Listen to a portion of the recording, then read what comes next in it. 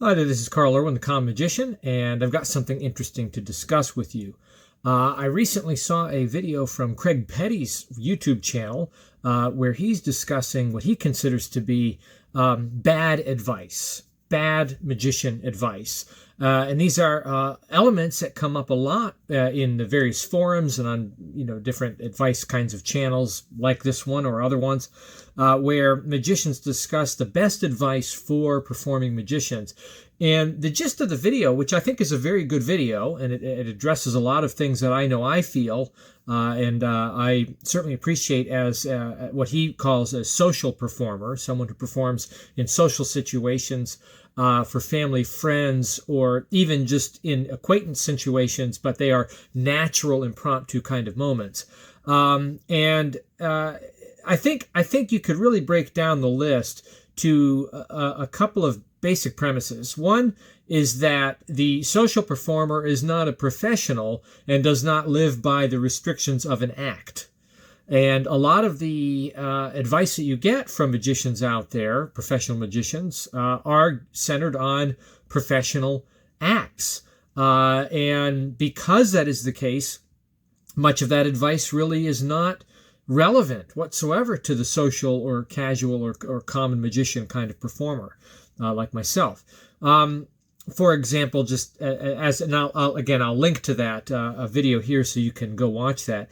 But for example, one issue has to do with like creating set lists, and making sure that your tricks are flowing, your illusions are flowing in a format where you have an opener and some kind of development and then a closer and whatnot. This kind of point of view really has no real relationship to the social casual performer, an amateur hobbyist performer. It has nothing to do with your capability or your ability in the quality of your magic. It just has to do with the format. That this kind of advice really just does not have a relationship to the kind of performing that a social magician would encounter. Another major issue that I think sums up the list is the idea of being yourself. Simply being yourself. As a performer, a professional performer, one can get in front of an audience and be who they need to be for the act. They become a performer. They're essentially doing some form of acting, which all magicians are actors, I think, in some sense, because of the deception that's involved in it. But they are actually acting in terms of persona in a different way than they would with people that they know intimately. And the real word for this, it's not brought up in that video discussion, but the real word for this is code switching. Code switching, and that's actually something that everybody does.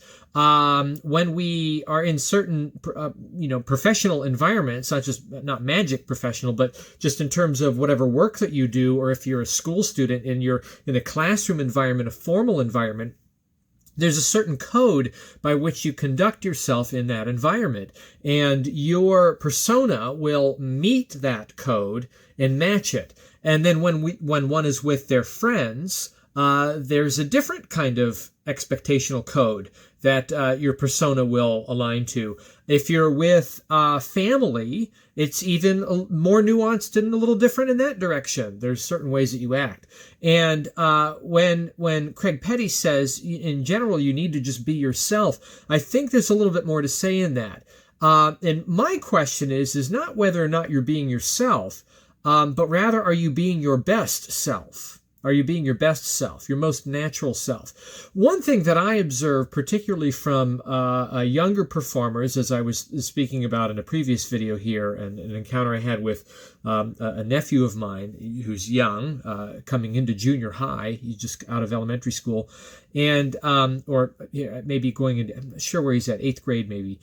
He as so many young performers do, and actually a lot of adult performers who are amateurs, and I hate to say even some adult performers who are professionals I've seen on occasion, or at least try to make a living on what they do, they will become a not a worst version of themselves, but not the best version of themselves. they will get into a situation where it's as if they're trying to recall the steps of what they are doing. It goes something like this. I'm just using a deck of cards here, but they'll say, okay, so what we're going to do is I want you to go ahead and select any card. Okay, and it was any card.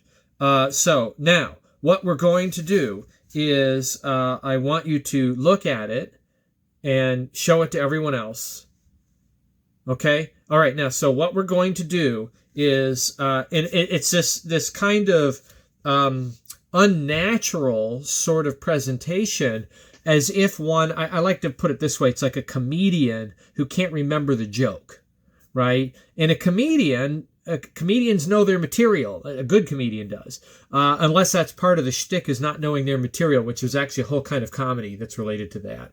But a comedian should know the joke intimately, the format of the joke, the setup for the joke, the development of the joke to get it, and then the payoff, the punchline of the joke.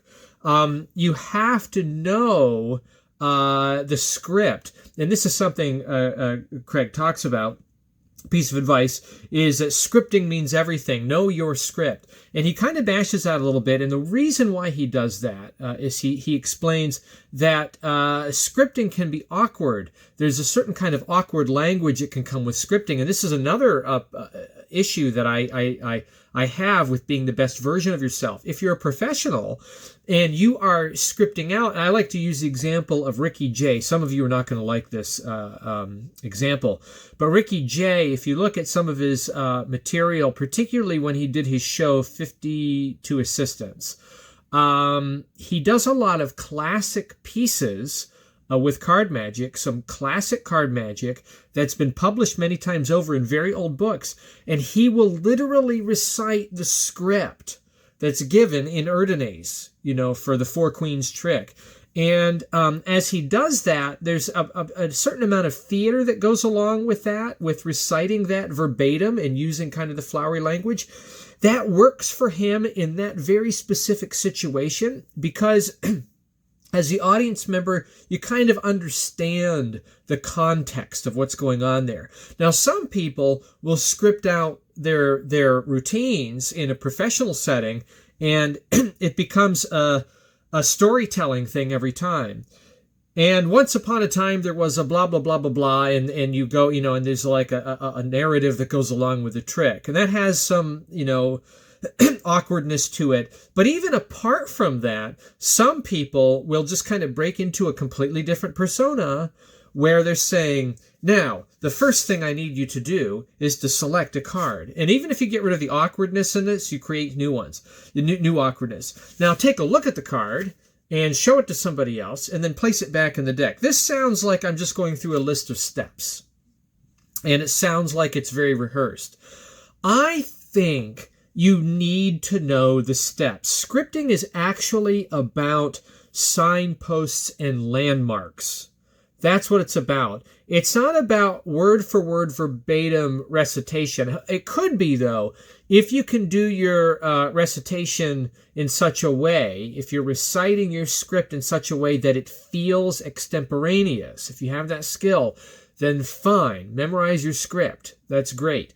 I think, though, it's a bigger issue to know the specific directives that have to happen in the fewest number of words that you need. And be quick about delivering that material without having to consider what is the next thing. If I'm driving my car on a trip, a place I've been a few times, and I know the various landmarks to get there, I may be speaking out loud to myself or thinking about the next landmark before I arrive at it. And then I arrive at it and I move on and I do the proper turn at that landmark, that house or that sign or whatever it is, or that fork in the road. That's not how your presentation should be. You should not really be considering beforehand what the next landmark is. It needs to be practiced such that the landmarks are intuitive. that you know them intimately, and that you can just fluidly move through the presentation. And this comes down to, I think, a major issue on this discussion here about process. There's a lot of discussion about process in a trick. For example, in card magic, and this actually isn't going to be very much of a card magic video, as you'll see here in a bit as I get into some other issues. But when you're looking at process in card magic, there's two ways to look at process. There's the process that you have to do as the performer, which has mostly to do with the things that make the effect work out. That's the method part of it. The things you have to ask, the things that have to be done, the things you physically have to do to make the effect work. But there's another element of process, and that is what the spectator experiences. I think that the process that you should be concerned about is what the spectator experiences. How much process should you have on your end? Should there be any limit? I don't think there has to be any limit on the amount of hoops that you have to jump through to make an effect work, so long as those hoops are not experienced by the spectator. Okay, so on the previous video, I talked about this effect where you're doing a card reversal, right? And you shuffle the cards, and they take a card out, and they look at the card, and they memorize the card. And then what you do is you're going to have them place it back into the deck. So they place it back into the deck, and you push it in very carefully. You say, go ahead, think about it. What I want you to do is I want you to imagine taking the card out, turning it over, and sliding it back in again. And you have them do that. This is the quick version of it. Then you go through. Now, and the cards flip. Now, what is the process in that trick? In terms of the spectator, the process in the trick is simple. They take a card out, they look at it, and they put it back in. And then they imagine turning it over. As the magician, though, what is the process in the trick? For me, it's a setup, right? For me, it's a overhand shuffle turnover. For me, now I have to do the experience of the spectator. It's giving a card. For me, it's some kind of a turnover move that gets the deck in the right order as they are looking at it.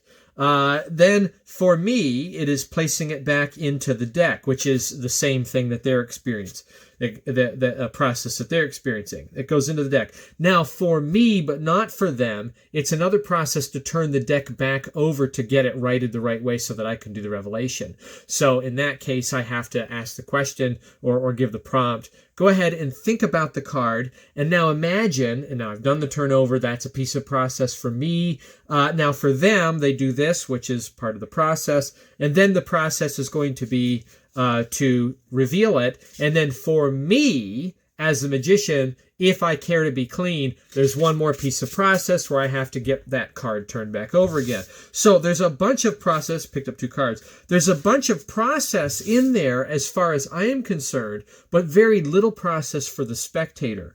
When we're talking about process-heavy tricks, as a performer, I don't think you should be, in my opinion, I don't think you should be concerned about the amount of process that you have to go through as a performer.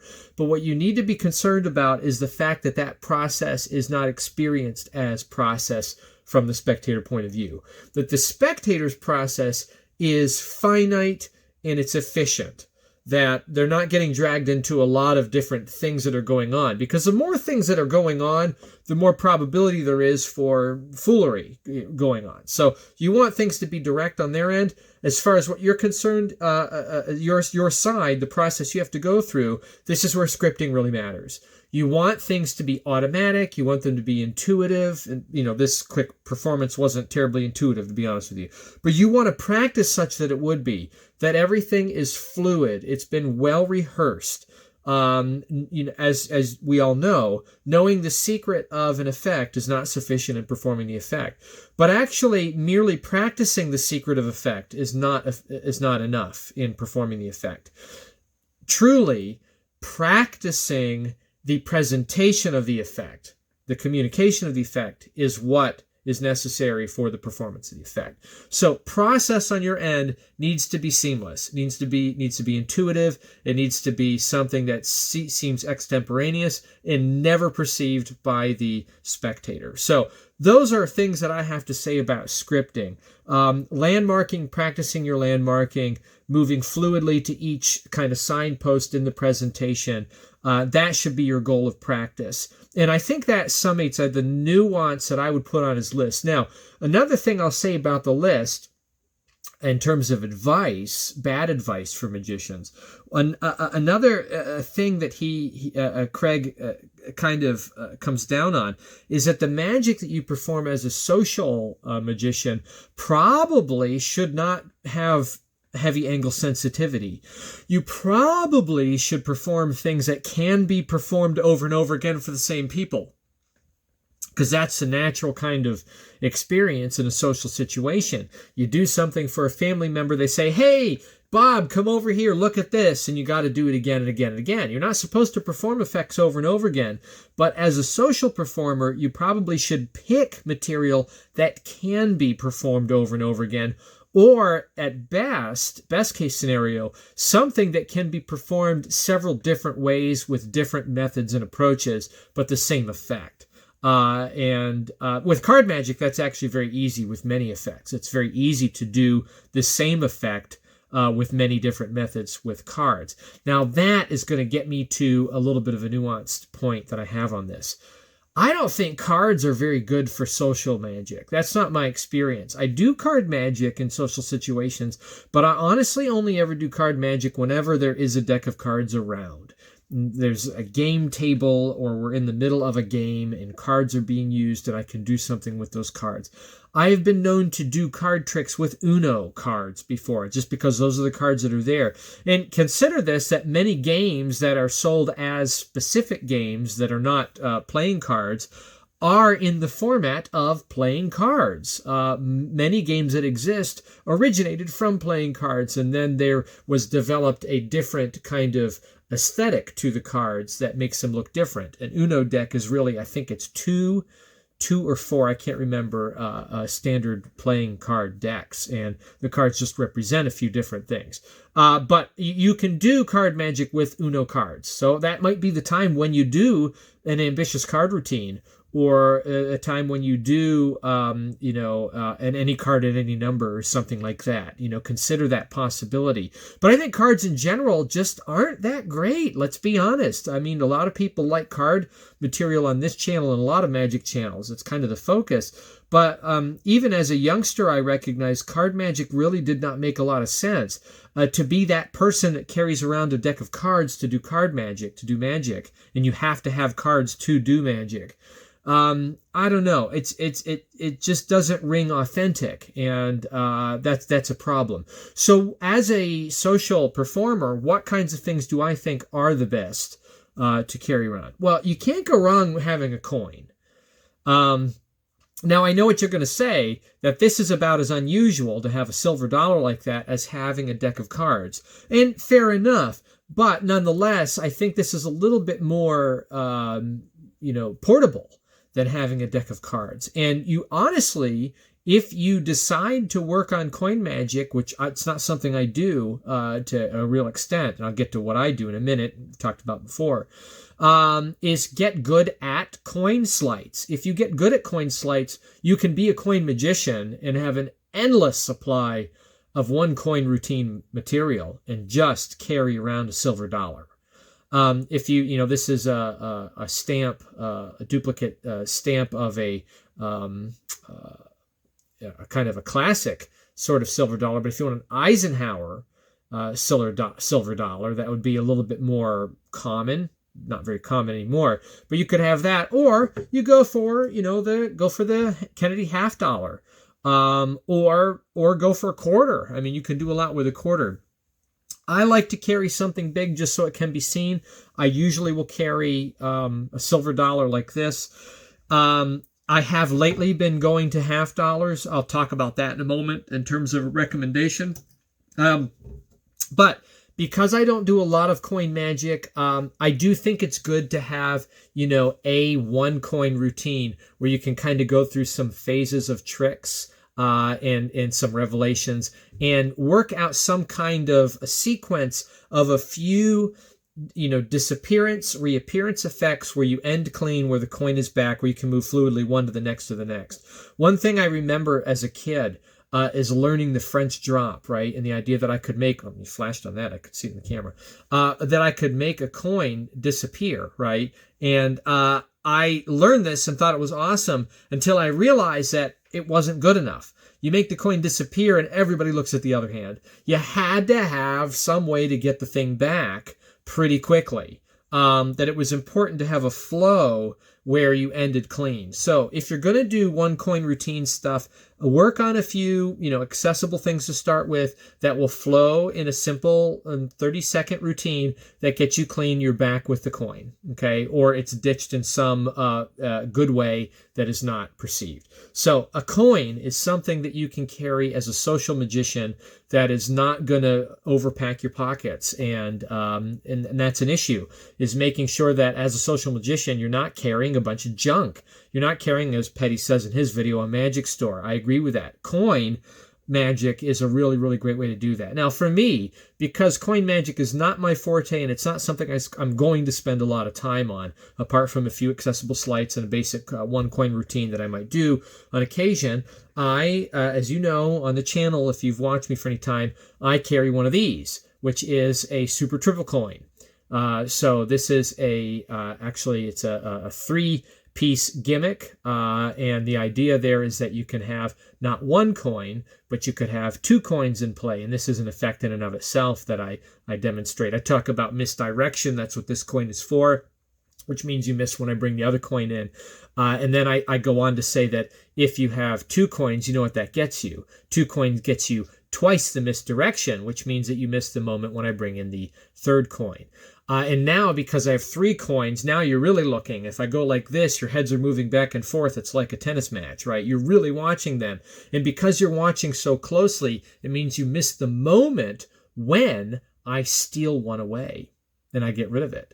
And now I'm left with 2 coins. You can see that. Now, I'll actually show you how this works. The way this works is that if we take the 2 coins here, when you're not looking, I simply reach in and I take 1 coin out. And I get rid of it.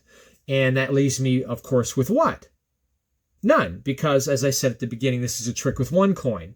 And that's whenever I usually ring in my, my good coin. So it's a gimmick. A lot of gimmicks like this. You could have a super triple coin like this. Another good gimmick, maybe for coin magic, would be a flipper coin, which allows you to show 2 coins when there's only 1. It's kind of a second cousin to the shell, which is another option to have a coin shell, or even a nest of shells. You can have 2 shells, and that would give you essentially the same idea here, where you have 3 coins. I find that shells are noisy. And I really like my super triple coin. I really, really like it. You can use it as a 3-piece, or I can use it as a 2-piece, and you can do some pretty great stuff with it. Kind of really almost impromptu. One thing I like to do is I like to show the coin, and then I take the coin, and then I take a glass, if a glass is nearby, and then I make it pass through the glass, right? And it's a really, really good effect that happens right away. And because of the gimmick, I can end it clean. I can get the pieces back together, and it's just a really, really nice gimmick. So that's something that I carry with me pretty much all the time. And of all the magic I perform, I go to this quite a lot. For the routines that I know, a few routines that I put together, and then a few impromptu kinds of things, one-offs that I can do kind of like that work out pretty well. Just the fact that I can have 1 coin and actually create a duplicate from it to do amazing things with the coin. So super triple coin and a regular coin. Now you can take this further if you want to and go on to gimmicked coins, but now you're carrying more stuff. Some people will, carry around a scotch and soda. That's kind of a one-trick pony thing, which can be problematic. For a while, I would carry around sun and moon, a set, which is a double coin. It's got one type of coin on one side and then the other type on another. It's a copper silver. And I would do for a magician, a very lame brain kind of presentation where I'm putting one coin in the pocket and out. You have two coins in the hand. You take one coin out, you put it in the pocket, take it away, and then what's left in the hand. And they say, well, it must be the silver one. You say, no, it's the copper one. You show the copper coin, and then you pull out the silver one, and you do this a couple times, and then you can get clean where you have actually a regular copper and a silver at the end. Now, I would carry that around, and one thing I would do is I tried to create something else I could do with those coins. I would use the coins then not for coin magic, but for item magic. So now, because I have two, and I might have a third coin in there, like a silver dollar or something, I've got, or rather a half dollar, three different coins, I could do now some kind of equivocate choice with a prediction. And I think if you're going to have a gimmick on you, you need to have multiple uses for it. And I think that something like this, a super triple coin or shells or a flipper, where you can have many different uses, I think that's the better way to go. Or, as I said at the beginning, just get really, really good with coin sleights. Learn a bunch of coin sleights and be a coin magician. That's a good argument for being a coin magician, I have to say, coming from someone who's not a coin magician. Another thing you can do with coins is things that are unrelated to coin sleights themselves, but using coins for something. Products like Isley's Flip, which is a really, really, really good coin, a really good coin routine. So Wes Isley has a product that he has out there in Penguin. It's like $20. I think for what it is, it's probably priced a little bit big. The reason why it's priced high is because of its notoriety on Penn and Teller's Fool Us as a fooler. And I have to say, when I watched it, I knew what he was doing right away. But I don't think that's how people think. I think I just had a frame of mind when I was looking at it, and I kind of picked up on it. And I also had some insight on some stuff that Gregory Wilson put out before that kind of clued me into what was going on. But I do this a lot. And for that, you really should have a half dollar. So that's an argument for using a half dollar, which is why I purchased a Cooper's half dollar super triple coin. So I've got one of those too, and a half dollar sun and moon gimmick set. So if you're going to have a coin, a half dollar, flip is really, really good. And actually from that, you can do several routines. Now, I would recommend that you only ever do one routine at a time. But even as a one-off technique, the idea behind flip is that you can always know what the coin flip is going to be. They call it in the air, and they can call it right or wrong, and you can decide what it will be. And it's super, super powerful. I use it in teaching occasionally. When we need to make some choices and I want the choices to go a certain way. Don't tell anybody, don't tell my kids, but it's a really, really great strategy and gives you a lot of routines that you could use at least in different times where you can go to that technique for very different routines. So that more things you can do with a coin. I can't, talk highly enough about coins and small object magic, small object sleights. Another thing that you can carry, and coins do a lot for you, is just duplicate items. And I don't mean duplicate cards. I mean just duplicate items, things that are not supposed to be duplicate. So I always carry with me two identical dollar bills. And if you look at these dollar bills and you look at the serial numbers, you will see that they are identically the same serial numbers. So these are sequence bills where I erased the last digit on the bills. They came in sequence from the bank, and I just put in the same digit on the end. I put a 1 in there very carefully using some green ink. And these are duplicate bills. And what you can do with something like that, duplicate items, again, that should not be duplicated. There should only be $1 bill with that serial number on it ever in the history of money that looks like this. What you can do, though, is you can plant one in a place, and now you can do object to impossible location. You can borrow a bill. You can do a switch, various ways to do that. You can record the serial number or something and have it, photographed or something like that. You can do the thing. You can get rid of, you can give away your duplicate bill, and you can always get more bills in sequence. It's really not hard to do. Or if you don't want to do that, you can hand back the bill that you duplicated, just switch it back out.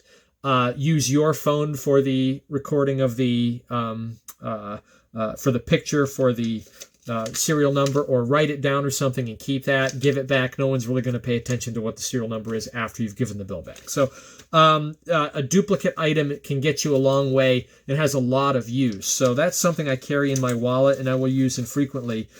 This brings me to the issue about the wallet. Just wallet items in general, things that can fit in a wallet. And I prefer to use things that are not actually magic items. I've got 3 credit cards in here. I've got a MasterCard, a Visa card, and a PayPal card. And I have a $100 bill here. And I carry this, actually, these are my real cards. I'm not going to show them on the camera, obviously. But I carry them just for an effect that I do where there's a prediction. I say, you're thinking of one of these cards. It's in there. I'm going to put my money on it. And it comes out right. Okay. And I just have a way of doing that. That doesn't use equivocation. It uses multiple outs, actually, is the method for that. I carry my lottery effect, pick 6, and I carry it for New York State Lotto. And I very infrequently ever do that trick. So the wallet packet tricks, I think, are for occasional times. That whenever you have an occasion to do it, it's not for showing with your closest family and friends. It's probably going to be for more infrequent moments, more spontaneous with acquaintances, rather than with family and friends who want to see things over and over again. So I have a few of those things on me that hit really, really hard. Because they hit really, really hard, I don't show them very often. I show them in special circumstances. Also carry a version of Colossal Killer in my wallet that is just, really, you could carry one playing card in there and have a lot of use for that in terms of forcing and various kinds of revelations. So just a single stranger card in your wallet can get you a long way, kind of like having a coin and doing some mentalism routines. So that's things in the wallet. Have a few things in the wallet that you can always have on you and not be carrying a magic store. Another item that I would strongly recommend if you were going to carry anything besides a coin or a gimmick coin, and if you're going to have a gimmick coin, one thing I should say about that is always have a good duplicate for the coin. Make sure you have a real duplicate so you can always do the switch. But if you're going to carry that, one other thing you could carry that is like that, although not obviously, would be a thumb tip. So a thumb tip. And if you can carry one with a magnet, you're even better off because you can do things with magnetic thumb tips that are very powerful in terms of chop cup kinds of things. You need to have a metal object or another magnet that you can roll up in an item to do impromptu chop cup, or other PK effects. PK ring is another thing if you're into that kind of stuff. I'll get to that in a minute here. But a thumb tip has a million uses.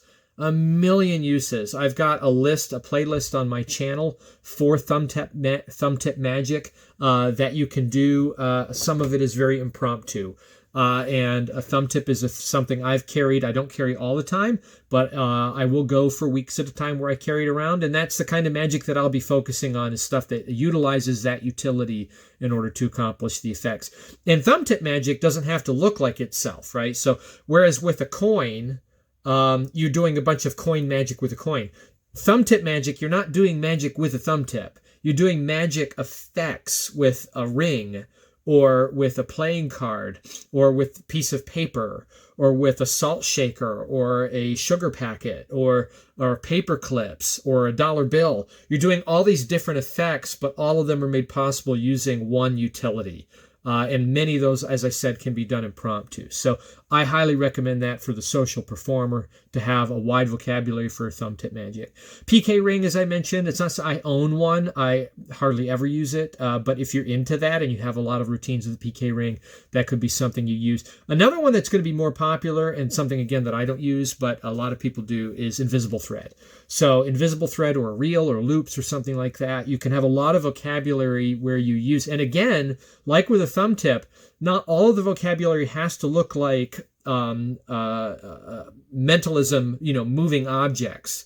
You can use invisible thread to mark things off in certain ways, or to facilitate the covert movement of something, or a reel, the covert movement of something that is not seen as a moving effect, but rather to pull something, make it vanish, or something like that. So reels, invisible thread, that kind of stuff where you're using strings of various types to accomplish things. Those can be very useful. Again, the key, if you're going to carry that, is to have as wide a vocabulary as you can to do as many tricks as you can with it. The last thing I'll mention in terms of real props is a writing utensil and some paper. Just having a writing utensil and some paper, you can do a lot of things in terms of prediction, in terms of creating elements for choice and equivocation magic, choice effects, where you write different things down and people are making choices among those items.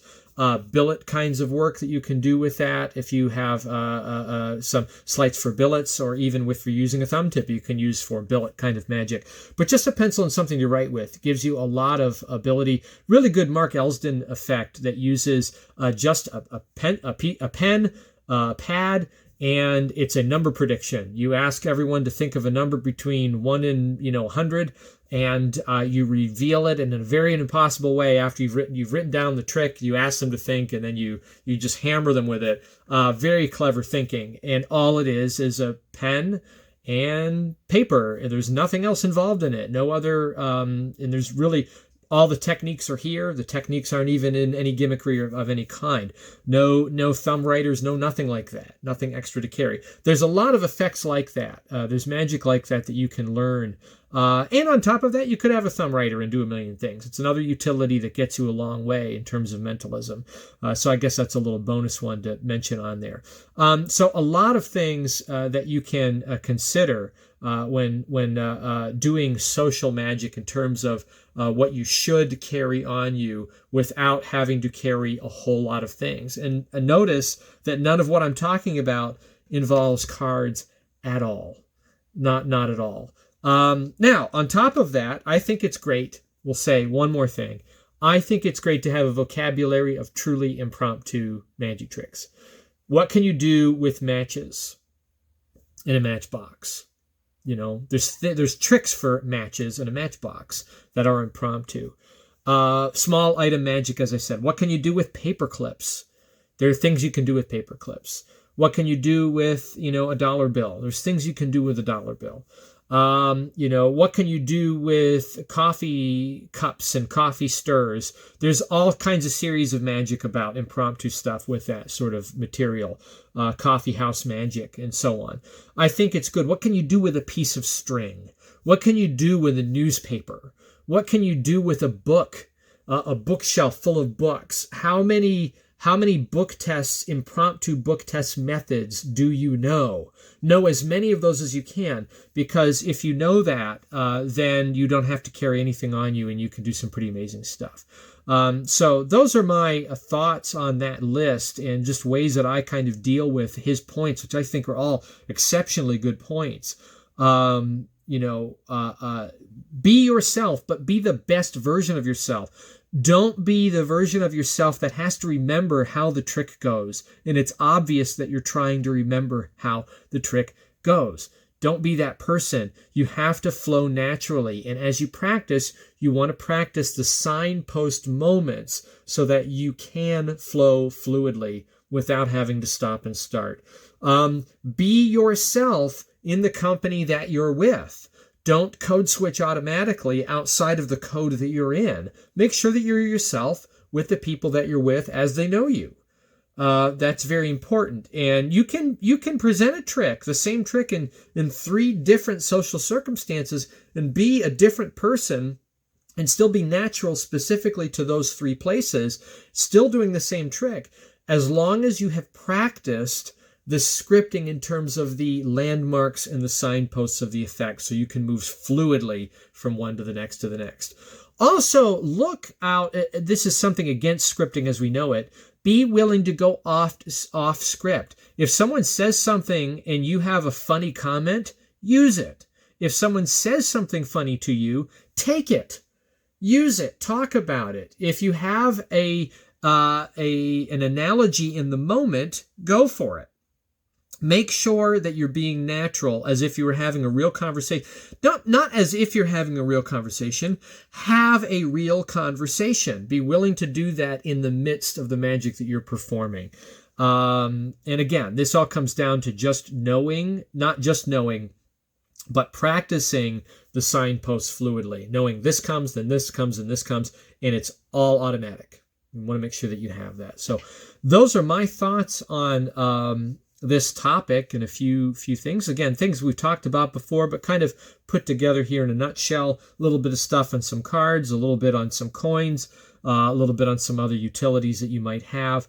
Some things that I don't even use that maybe you do, and I would encourage you to do those as long as you have a wide vocabulary on them. I would avoid having things that are special. I bought this recently, and I bought it as a conversation piece. You might recognize this. It's the Matchbox brass, right? It's a Matchbox penetration, and the brass sits inside the matchbox, and I have 3 matches sitting through it. Now, if I carried this around with me and showed it, it would be unusual. It'd be a magic prop. But to have this sitting on my desk at work, it's a conversation piece. It's a moment where people come to me. They say, "What's that about?" And I say, "Oh, this is where I keep. This is where I keep my block of brass that that fits inside of it." And it's something that can be discussed. It's just a moment. That's a good time for stuff like that, for props like that. I think that having a little wallet that you take out, and then taking out a packet of cards to do a trick. People like to do that. Some people like to do that, but I don't know. I don't see that as terribly natural. I think I kind of draw the line personally in terms of my own perception at having an antiquated coin, or a slightly less antiquated coin. That's kind of where I draw the line. So, and lastly, one other element that I think you should consider is having material that is not magical at all. There is a certain number of riddles that you can learn, that some that even use coin props or just verbal kind of riddles, puzzles, mind puzzles, and even some physical puzzles using ordinary objects. As if you take matchsticks, move one matchstick to make a whatever. These kinds of things I think are highly engaging. Not all the things that you do have to be a magical effect. The goal is to engage with people, to have them appreciate something, have their minds working, and to get joy out of that. And that can be done with just some simple riddle things. In fact, I'll teach one to you right now. Get a couple items here. Goes like this. You need to have a dime, a penny, and a nickel. And it goes like this. You say, Jeremy's mother had 3 children. The first child was a beautiful young redhead named Penny. The second child was kind of a slightly older blonde named Nicole. The question is, what is the name of the third child? It's a riddle. So, people can ponder that, and they come up with something related to dime to blah, blah, blah. And the fun thing about this is the revelation that I like to do is you just repeat it. You say, like, listen closely again, see if you get this. Jeremy's mother had 3 children. The first child was a young redhead named Penny. The second child, slightly older, was a girl named Nicole. What was the name of the third child? And you do this enough until they realize that Jeremy is the name of the third child, because that's how it starts. Jeremy's mother had 3 children. So these are, this kind of slightly goes, maybe this recommendation slightly goes with the idea of doing hokey scripts. But this is fun. I mean, this is fun stuff. We're not actually going into, it is a riddle after all. We're not doing some presentation where we're making up some sort of story using cards. It is a riddle. It's a self-evident kind of script. And there are so many things like this that you can do using objects or just using words. these mind games, I think, go hand in hand with magic. That's why you see a lot of riddle books in the same section, in the library as the magic books. And joke books, I think it's good to know some jokes, particularly ones that you really have to think about. Those are good for the social magician. So I would recommend that as well for your consideration. Anyway, those are my thoughts. Best of luck with all of this, and happy magicking.